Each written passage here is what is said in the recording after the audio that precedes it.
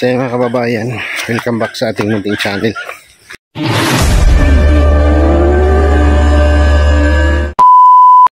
Mga kalangga, mga karusel, shout out po sa ating lahat. Panibagong araw, panibagong misyon, at panibagong lugar po ang aming pupuntahan ngayon. So abangan niyo po yan. Ito ang aming paglalakbay ngayon ay scouting ito para maghanap ng mga deserving na matulungan dito sa kabundukan. So nandito kami sa parting San Fernando, no? Sa isang barangay ng San Fernando, at kami po ay pupunta sa isang sitio, sa isang lugar kung saan ay repair po ng isang kagawad sa barangay na ito. So medyo makulimlim po ang panahon ngayon at sinusundan po kami ng ulan. Sinusundan po kami ng ulan. So itong daanan na to is kaya siya sa motor, no? Kaya siya sa motor. Kung ano man ang ating marating ngayon at kung ano man ang kung ano man ang ating maabutan or masumpungan ngayon na karapat dapat na matulungan ay babalikan natin. Ito muna ay parang survey natin ito, survey sa ano na to, sa area kung saan maghahanap tayo ng deserving na matutulungan. Ito ay ni-repair ni kagawad at isa ring dato dito sa lugar na to, sa barangay na to.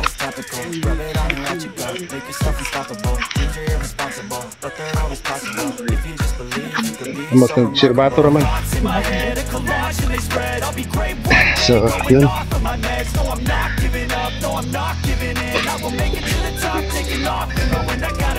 so ayan, start na tayo ng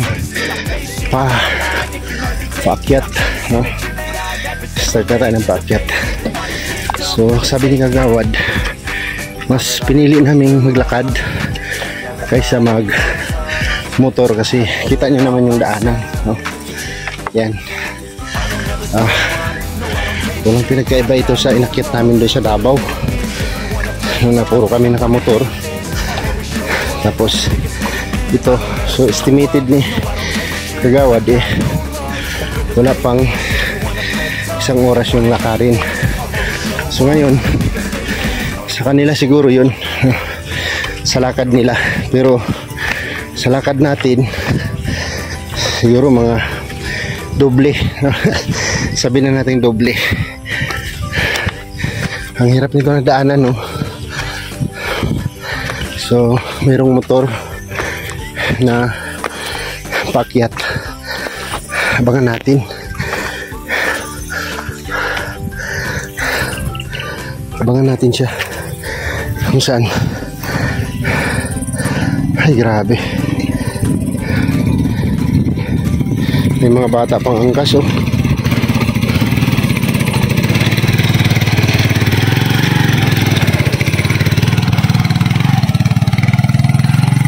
Kita nyo, bumaba yung kanyang angkas sa likod. So ganun po kahirap yung transport nila dito, no? Utsa ng sasakyan, kaso lang yung daanan lang nila problema dito. Grabe. So panibagong area po ito, panibagong ambience dito po sa kabundukan po ng Bukidnon. Yan, mapapansin ninyo, iniwan namin yung aming sasakyan doon sa barangay, tapos maglalakad kami. Kaya ra kuya, kaya? Grabe, mga anak niya mo na. Napay sa kaunon na na. Diri na lang. So nagya po kabiyahe diri. Okay. Di sa miya. So yun po yung habal-habal driver ang pamilya. May kasama siyang bata, dalawang anak niya, ang kas niya. Grabe ang hirap ng daan nila dito. So medyo madali pa to, no? Medyo okay pa tong daanan na to kumpara nung inakyat namin sa Davao, no? Saan nagpa-feeding tayo sa Davao Oriental ba yun? Sama pa sila Regan nun. So ito medyo hindi siya masyado ano, mahirap akyatin kasi mayroon naman siyang palusong, may patag tapos paakyat, no? Yan. So magandang ano to, exercise ng raw boys, no? Ito yung pinaka ano natin kasi babawas tayo ng kolesterol, no? Ang linaw ng tubig, oh. Linaw ng tubig. Grabe. So time sheet alas maybe 45. So oras na ako ito. Kabutan ko ni mga Alas 11? 10:16. So nasa 20 minutes na po kami naglalakad, no? Sa 20 minutes na kami naglalakad ngayon. Mas toto, oh.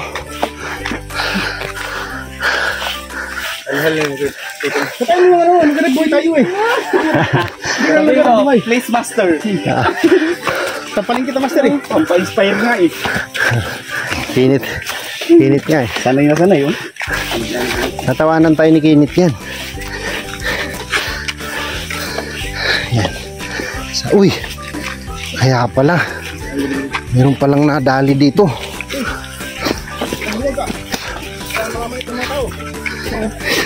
Bakit nakaakyat to dito?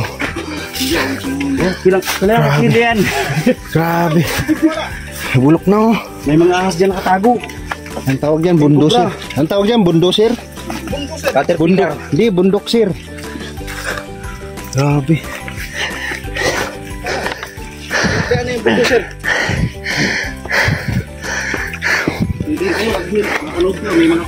Tinitingnan ko si Dato maglakad, parang wala lang, pero hindi natin siya mahabol-habol. Kaya lang yung pinangangas bang? Abaga lang. Ako ganito lang, oh. Hindi natin mabungabol. Ibilang yung kanyang Parang siya, hindi makabol. Basic akin.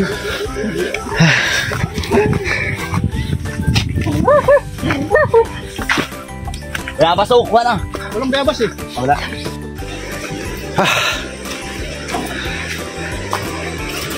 Umpisa nang lumalabas yung aking pawis. Nag-umpisa na. Lumalabas na ang aking pawis. Ang ganda ng tunog ng ano, you know, prospect, oh. Prospect. Ang ganda ng tunog ng tubig. Grabe. Salamat din po kay Kuya Jarber. Yan po. Sa lahat ng lakad natin ay sinasamahan tayo. So nag-aambag-ambag na lang kami para sa award. Consuelo ay Kuya Tuto. Ha? Nagali? Nalagi? Sobra pa tong kaana mo dito Dudong. Yung sa kaana mo Dudong Davao. Sobra pa to. Kay kitaan yun mo pang-pang. Kani orang na buldos naman eh. Grabe. Nagpawisan na tayo. Dito na ako gaganahan maglakad. Yung tumatagaktak na yung pawis ko. Ayan o. Tayo parang nakukuha na natin yung hingal natin, no? Pagka ganitong klaseng lakaran na, ayun na, may ilog na. Tatawid na tayo sa ilog. Ito nanay sa pa. Kim, sige pa, tingnan bitaw nga di magsapatos. Ang sapatos di tanggal karon. Gaya ako gulo. Sinabihan ka kasing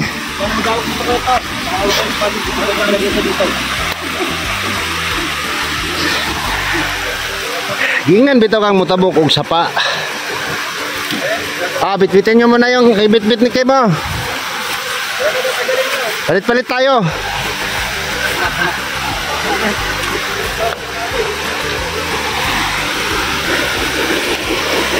Ang hirap hubarin yan kay Tuto. Oh, dali. Uy. Ay, di man siya magpababa. Daplin siya, padaplin kay mutabok ang kwan. Mahulog bata. Okay, gawat ka, gawat. Bata mahulog.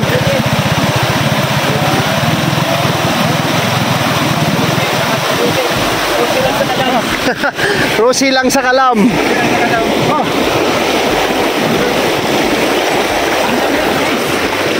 Grabe, parang may yelo. May yelo.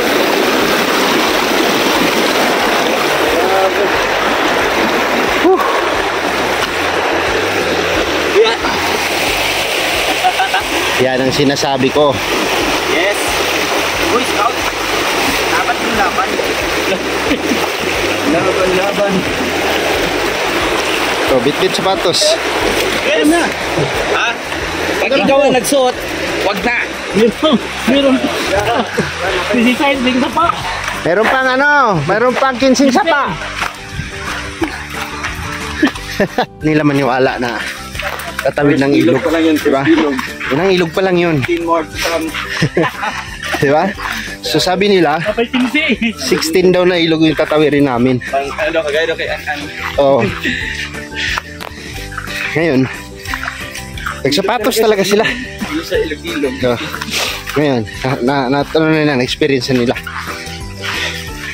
So kung magbasa sila, magbuho pa sa sulod mo. oh, magsilisngaw na. Oo.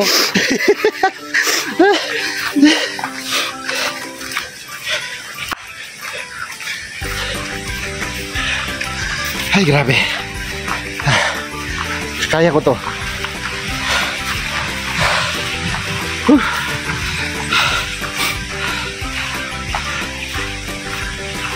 Marami na akong nadaan ng bahay dong. Ayun o. Isa pa dun o.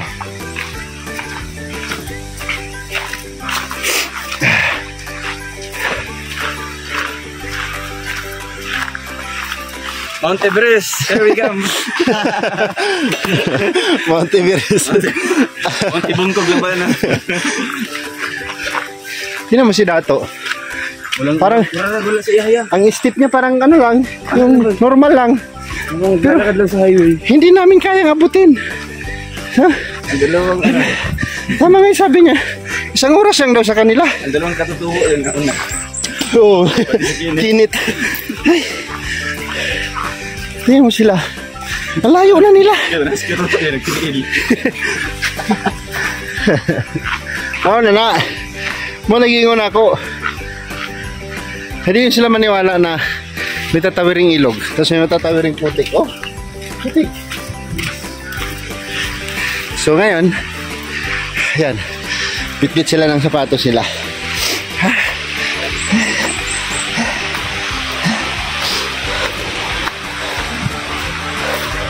Uy! To, zero. Pero isang ilog lang to. Hala, lalom.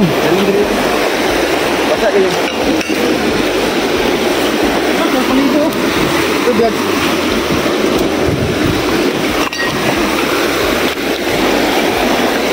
Oh, hubad na naman. Yehey! Lagi. Lusong yung sapatos. Patay. Wala.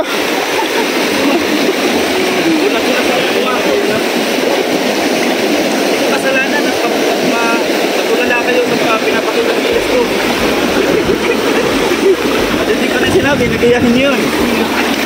Okay, nag-pressure si Kuya Victor. Tara na, iwanan na natin yan. Siyempre, hindi tayo gano'n. Diba? Baga sa sundalo. Ito, pang tatlo. Pangatlong ilog. Ah. Natulog ka rin, natulog. Kaya na, kaya dapat na kayo katulog. Ay lang, sapatos. Tingnan, bitaw na ayaw wag magsapatos. Kasi 16 na ilog yung tatawirin namin. No?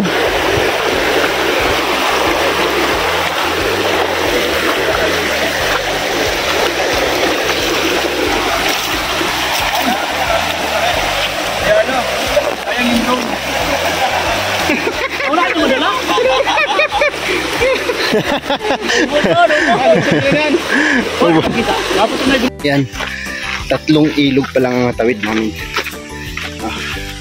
So wala pa kami sa kalahati kasi sabi nila 16 na ilog daw yung tatawirin.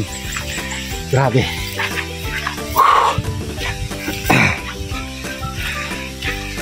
Pero ang tanong, mga kababayan, mga kalangga, no, bakit mas pinili nilang mamuhay sa napakalayong lugar na ito, no?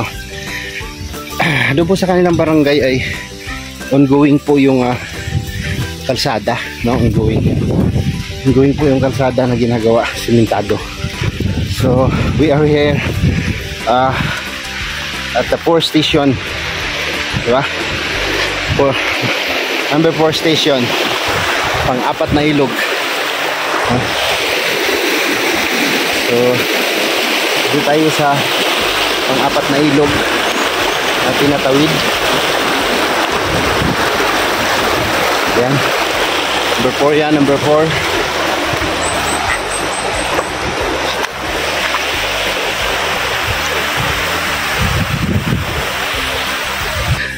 Nilusob na nila Kuya Victor yung kanilang sapatos at Kim, no? Si Toto na lang ang nagtiyagang magbitbit, pero sa tingin ko susuko din yan mamaya kasi bato-bato yung daan, no? Bato-bato yung daan. Ito pang 5. Yeah, 5 station, no? Sa pagtawid ng ilog. Yan, ilog ulit. Yan. Ang aming guide po ay si Kagawad. Siya po ay isang dato dito sa kanilang barangay. Then at the same time ay ano siya, public servants, no? Nanilbihan bilang isang kagawad, no? Barangay kagawad dito po sa kanilang barangay. So siya po ang ating kasama ngayon sa pagpunta sa prospect na kanyang ni-repair sa amin, no? So yan, pang 5 ilog po na tatawirin. So we pray, yeah, praying for good weather condition, no, until we back to home base, no? Kasi kapag malakas ang ulan sa bukid, no, ulan ng malakas sa bukid, posible pong lalalim tong baha na to. Pang-6 na ilog. Ayan, pang-6 na ilog. Ayan, pang-6 na ilog. So i-detalye namin ito, itong vlog ko na to, dito lang siguro sa daanan ito, no? So yan po ay pang-6 na ilog. Yan. At wala pa kami sa kalahati, no?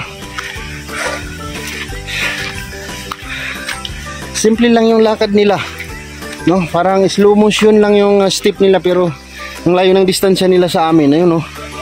Yan, si Kagawad at saka si Kinit. Sanay sila. Yung lakad na nagko-concentrate kang maglakad, na wala kang lingon-lingon, ay tuloy-tuloy yung usad ng lakad, di ba? Unlike sa amin na siyempre naamis ka sa lugar, no? Andito na kami sa kagubatan, yan, no? Kagubatan. Nakakaamis nga naman yung lugar.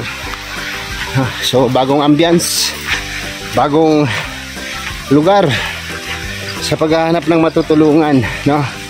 At andito po kami lahat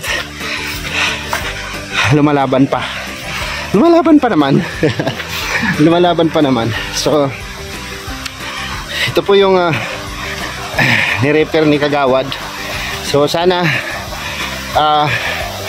huwag niyo pong kalimutang i-share, no? I-share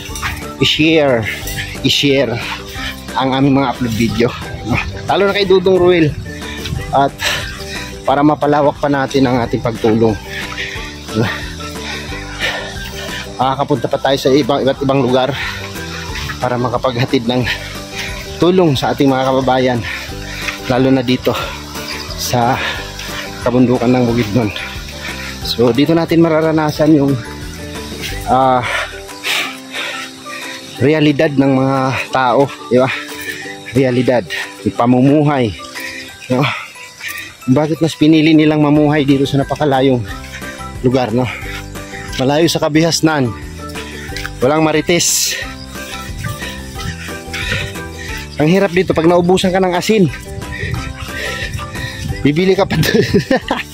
Bibili ka pa dun sa ano, ilang ilog na ba yung natawid natin? Pang-anim. Bilang ko na yun, pang-anim. Grabe.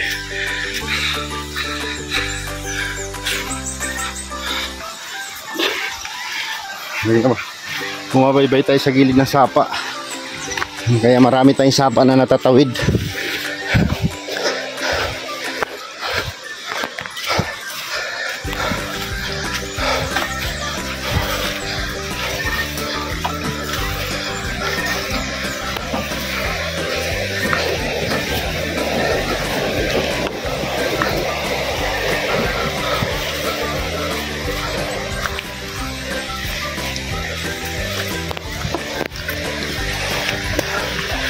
Yan, pang-pito. Pang-pito na sapa, pang-pito. So mayroon pa tayong siyam na sapa ang tatawirin. Grabe yan.